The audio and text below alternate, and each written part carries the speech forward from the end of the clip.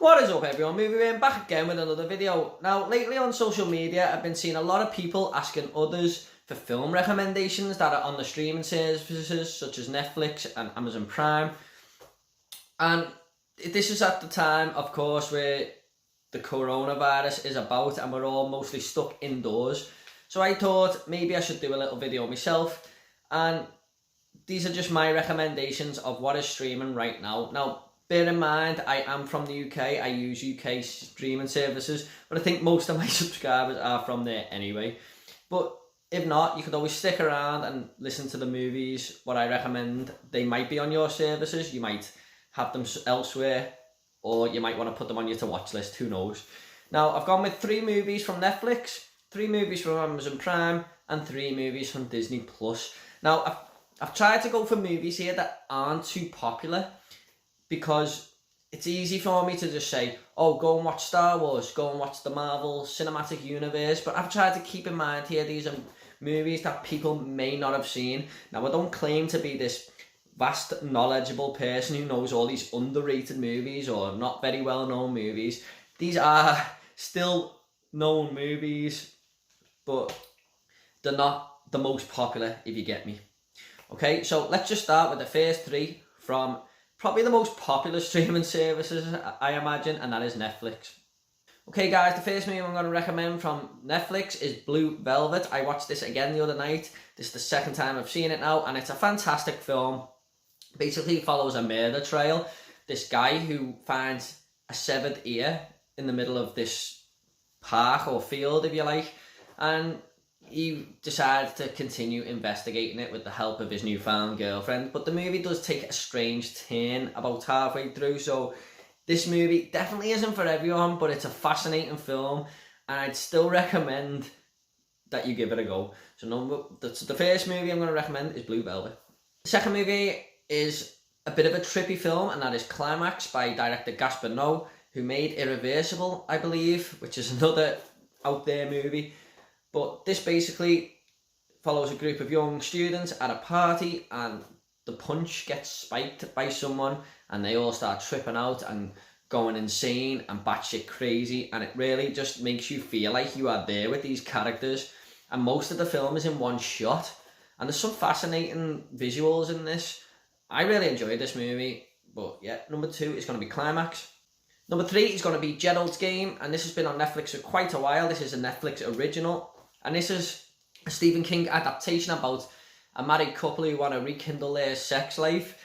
So they go out into the country and stay in this house, but as our female lead is tied up on the bed, Gerald has a heart attack and she's left there in the middle of nowhere with these handcuffs. And what ensues after that is quite an interesting story.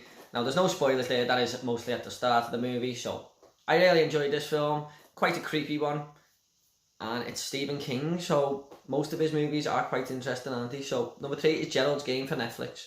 Moving on to Amazon Prime, the first movie I'm going to recommend is Midsummer. This is quite a popular film, but it's also fairly new, and I know a lot of people skip this at the cinema. This is by director Ari Aster, who made Hereditary, and I just think this is a fantastic movie. A lot of people, I've heard mixed things about it, a lot of people like to bash this film, but I don't know why, because I thought it was absolutely fantastic. Not as good as Hereditary, but still quite different. It's like a horror movie that takes place in broad daylight, and the visuals are fantastic. And I don't see a problem with this movie at all. So number 1 is Midsummer. Number 2 is going to be probably the least heard of movie on this list, and I watched it last week and I still think about it now, and that is House LLC.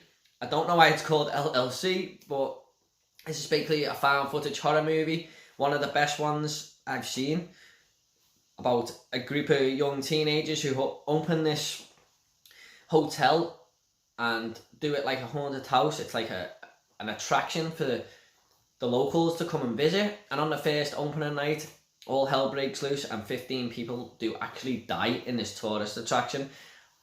We then go back and look at the videotapes of the teenagers doing this mansion up and decorating it and stuff, and some creepy shit is going on in these tapes.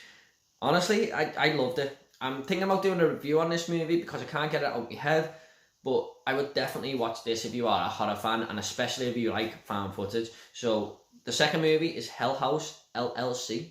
Number 3 is going to be a bit of a well-known movie, and that is Pan's Labyrinth. Yes, I just trying to rekindle the famous scene from that film. But I do know a lot of people who haven't seen that movie yet. This is about a young girl who has to go and live with her father during the army, and he is like a captain of this squad, and he's not a very nice man, but she discovers this little fantasy underground lair at the back of her father's garden, and it's quite an interesting story that ensues. I really thought this was a very clever film.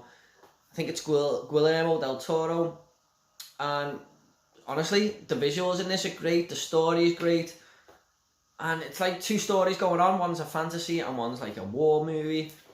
Honestly, this is a really good film. It does have subtitles though, so I'm sorry if that is not your thing. But number 3 is Pan's Labyrinth.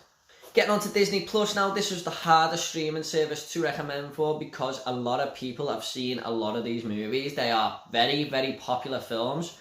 But I'm going to go with the newest one on there, and that is a Disney Plus original, and that is Togo. This is the true story of a sled dog team in 1925 who have to get this serum to this other town because all these children have a disease and lots of children are going to die. And it's really a battle against time. There's some amazing visuals in this movie, and I do have a full review for it. If you want to check it out, I will leave the link for my reviews down below. But Togo is a fantastic film, and I just hope that more Disney Plus movies are going to be like this one, because the future's bright if it is. So my first recommendation is Togo. My second recommendation is a Disney Pixar movie.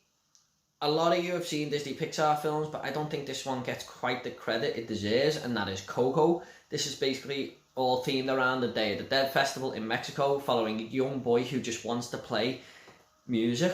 That's all he wants to do, and follow his grandfather's footsteps. But his family do not like music at all. It's actually banished from the family because the grandfather got up and left them years ago. But it's more than that. It's got a lot of interesting concepts about it.